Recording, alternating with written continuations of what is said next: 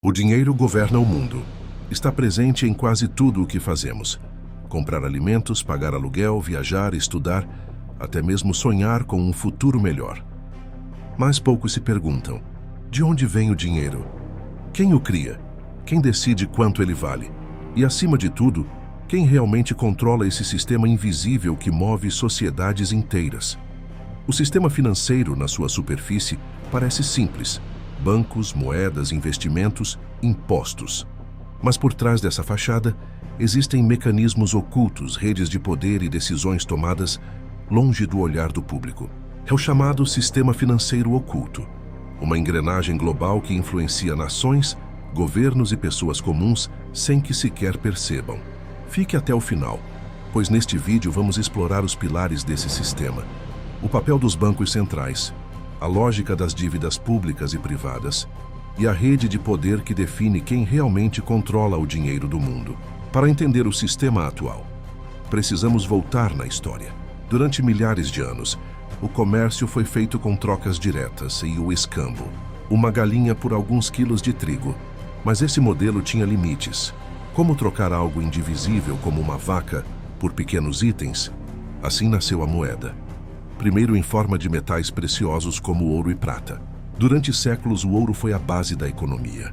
Ele era valioso, durável e limitado, o que dava confiança às trocas. Reis e impérios cunhavam moedas de ouro, e a riqueza de uma nação era medida pelo metal que possuía em seus cofres. Mas havia um problema: ouro é pesado, difícil de transportar em grandes quantidades. Para resolver isso, surgiram os primeiros bancos que guardavam o ouro e entregavam recibos de papel, promissórias que podiam ser trocadas novamente pelo metal. Esses papéis passaram a circular como se fossem dinheiro. Era o embrião daquilo que conhecemos hoje como moeda fiduciária. No século XVII, a Suécia criou o que é considerado o primeiro banco central. Mas foi na Inglaterra que esse modelo realmente tomou força.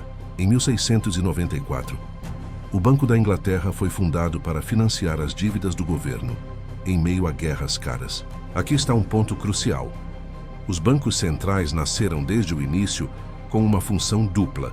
Por um lado, garantir a estabilidade da moeda.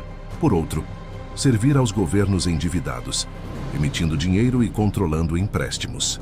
Com o tempo, a ideia se espalhou. França, Alemanha, Estados Unidos e depois quase todas as nações criaram seus próprios bancos centrais. Eles se tornaram os únicos autorizados a emitir a moeda oficial de cada país. Mas a grande virada aconteceu em 1913, com a criação do Federal Reserve, o Banco Central dos Estados Unidos. A história da sua fundação é cercada de mistério. Empresários e banqueiros se reuniram secretamente na ilha de Jekyll, na Geórgia, para desenhar o modelo do novo sistema. O Fed nasceu como uma instituição independente do governo, mas fortemente influenciada pelos grandes bancos privados.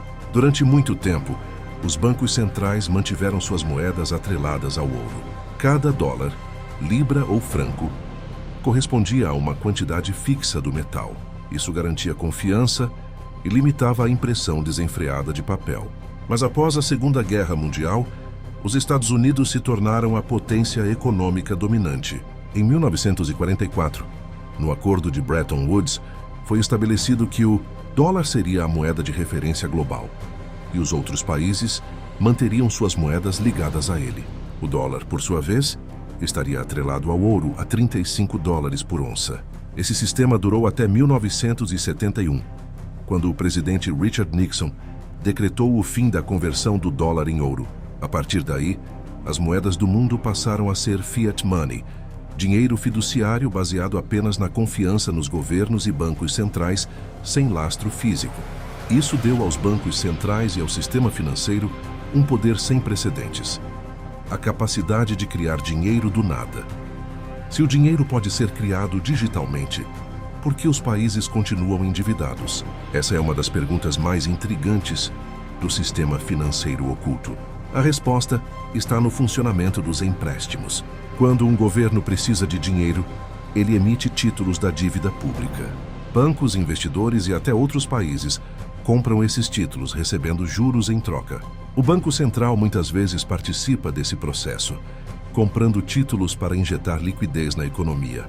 O detalhe é que esse dinheiro é criado em forma de dívida. Toda moeda em circulação no mundo representa, de certa forma, um débito de alguém. Para que exista dinheiro, alguém precisa estar devendo. É por isso que a dívida global nunca diminui. Na verdade, ela cresce em ritmo acelerado. Estima-se que hoje a soma das dívidas públicas e privadas no mundo ultrapassa várias vezes o PIB global. É como se houvesse mais dívidas do que riqueza real. Em teoria, bancos centrais são instituições independentes que agem para o bem da economia, mas na prática, sua independência é relativa.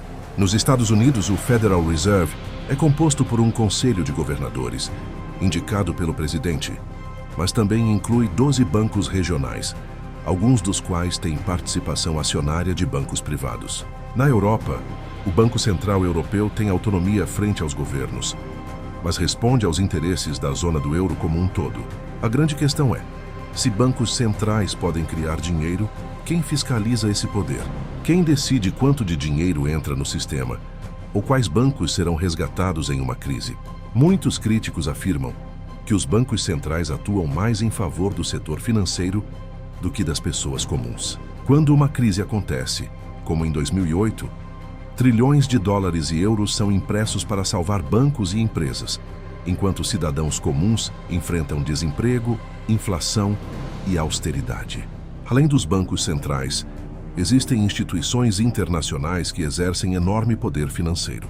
O FMI, Fundo Monetário Internacional, e o Banco Mundial emprestam dinheiro a países em dificuldade, mas exigem contrapartidas como cortes em gastos públicos e privatizações. Essas medidas, conhecidas como ajustes estruturais, muitas vezes aprofundam desigualdades e enfraquecem economias locais, criando dependência em relação ao sistema global.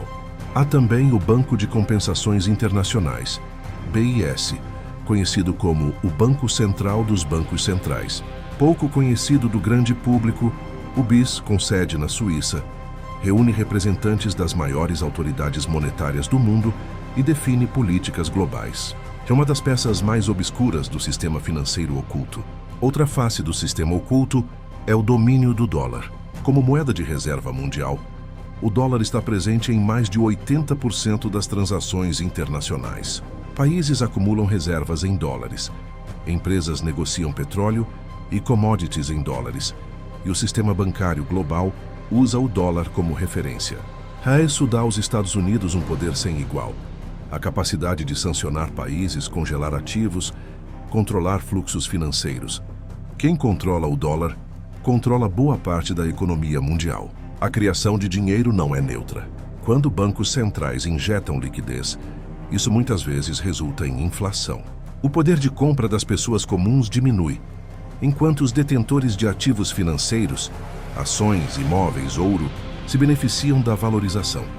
O sistema bancário também multiplica o dinheiro através do crédito. Quando você pega um empréstimo, o banco não entrega dinheiro guardado no cofre.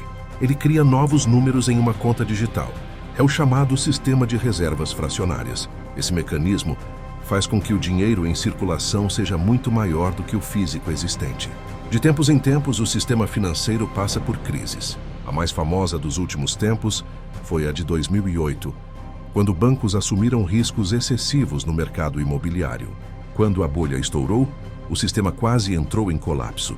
A resposta foi imprimir dinheiro em escala gigantesca, o chamado afrouxamento quantitativo.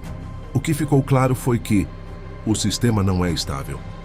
Quando há colapso, os governos e bancos centrais socorrem os grandes players e o custo final recai sobre os cidadãos através de impostos, inflação ou cortes sociais. Nos últimos anos, os bancos centrais vêm testando as chamadas CBDCs, moedas digitais oficiais. Diferente do papel moeda, elas seriam totalmente eletrônicas, controladas diretamente pelo Banco Central. Esse modelo pode trazer benefícios, como transações rápidas e menor custo, mas também levanta preocupações sérias.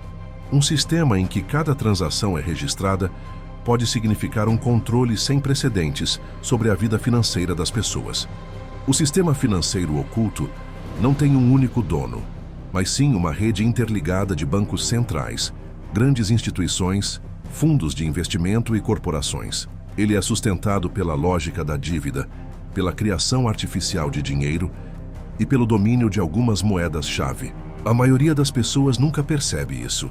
Trabalham, pagam impostos, usam cartões e aplicativos bancários, mas não questionam a engrenagem invisível que define o valor de cada moeda em seu bolso.